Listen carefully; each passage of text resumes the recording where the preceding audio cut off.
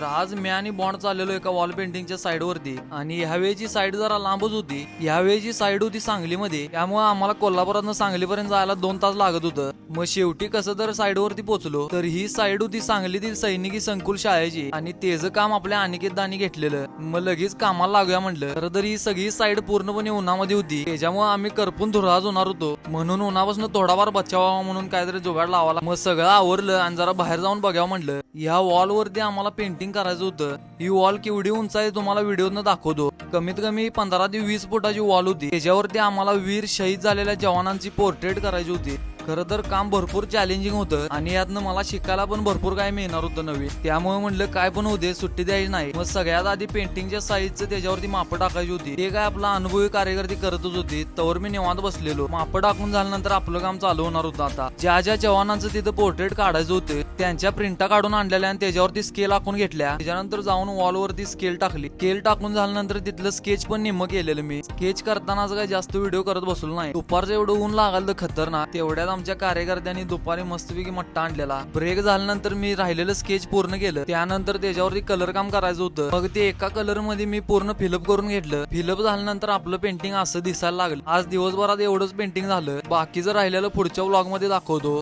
तोपर्यंत आपल्याला फॉलो करायला विसरू नका.